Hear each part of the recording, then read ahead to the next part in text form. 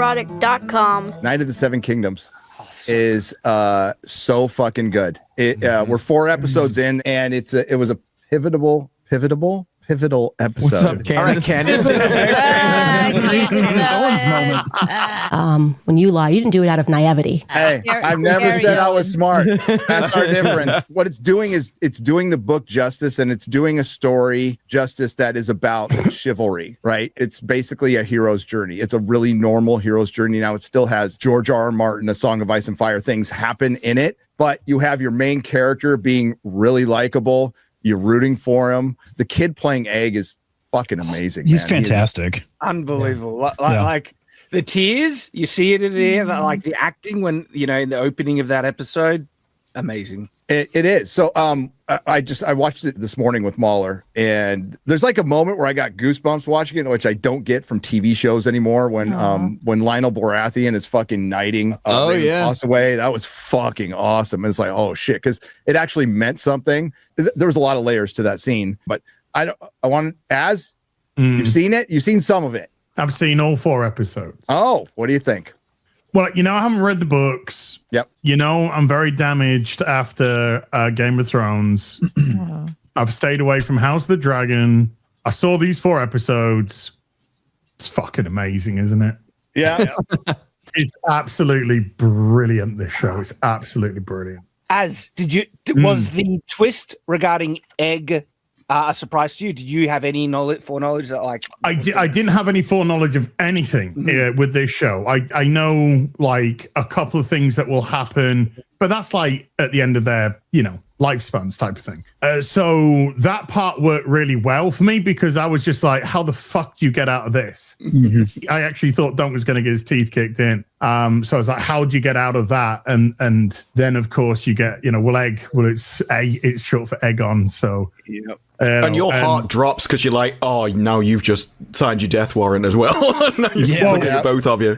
Well, it's when you talk about Targaryens, it's sort of writing on the wall anyway. And they have, they did give some like what the peasantry think of what's happening with the Targaryen, the squire, which gets knighted and stuff, having that outburst.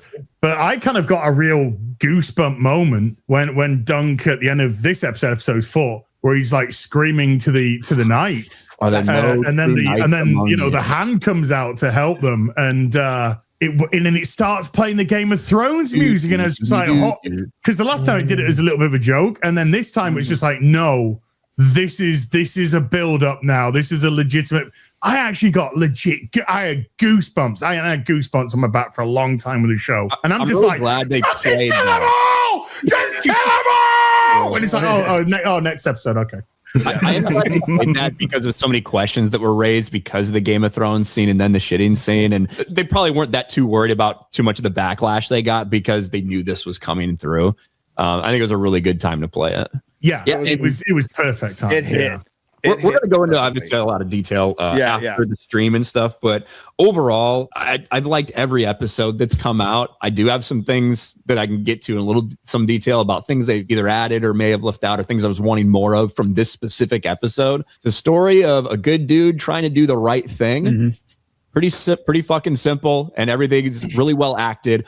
All the characters, you're able to get across what you're supposed to feel about them, even if they only have about 3 or 4 lines. With basically every character in the show you can look at. So I just think they're making very good use of the source material, the dialogue straight from the Hedge Knight itself, and then also of like keep making sure and this character stands out for like 1 or 2 reasons, and that's what you need to know about them going forward. I like it a lot.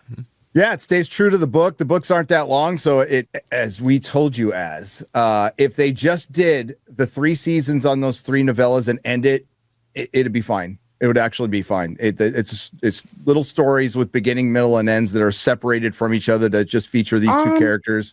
It doesn't affect the overall anything if they just did these 3 books and said, okay. Yeah, but because of the fortune teller, I think they could go there. Well, they certainly could if George R. R. Martin never told us what actually happened there. Yeah. Okay. I think that was already known, though. There was an article that George R. R. Martin handed over a load of stories, and then recently I think the creator came out and said something along the lines of he wants to do it in 3 sections with time jumps focusing on different characters. Yeah. Which would be crazy if they're able to do that. But. The events of Summerhall are kind of known. We know who lives and dies. We don't know how it happened. A bunch of people die in a fire, but everything that happens surrounding that and whose fault it was and what they were trying to achieve potentially and any rituals they were doing, a lot of that stuff we know nothing about. It's just all speculation. Gotcha. That was a really interesting scene that they put in with the fortune teller. She did have a little birthmark on her cheek that made everybody think of Bloodraven. And the good part about this is it's not Bloodraven, but it's supposed to make you think about it. And when you are into a show and you like it and that people are starting to notice like birthmarks on cheeks and shit and they're theorizing, that's the health of your fucking show. That's what happens when you have a good fucking show. The thing is, this is probably going to be a show best binge because the episodes are short.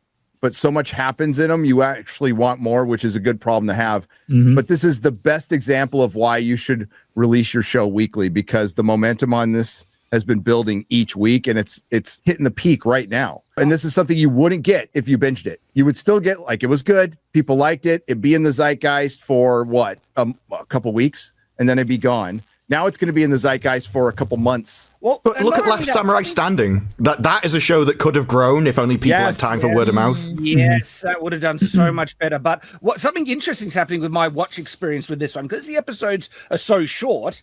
When a new one comes out, I go back and rewatch the previous one and this one, and so it's actually creating more watchability. You know, multiple watches on my point. And this episode, I enjoyed it so much, I watched it twice straight through. It was short, and it's like, that was so good. I'm rewatching it. Bang. And it's enhancing the viewing experience for me, which is something I didn't expect. It's like, okay, this is interesting. Yeah. And I highly recommend people listen or read the book. It enhances the spirit. If you read it now, you'll still enjoy the show. There's nothing that you would enjoy. How many pages are in the book? Is it like a beach 110. It's small. It's a novella. It's also the graphic novel, which is phenomenal. And art by Mike S. Miller, and that is great. It's my favorite graphic novel.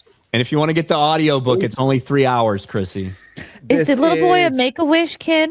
What's with the bald? Wait, how long have you? Did you watch the show? Yeah, no, I know the lore. I was trying to be funny. Okay. Well, you can stop that for a start. Okay. Nerderotic.com. Please subscribe.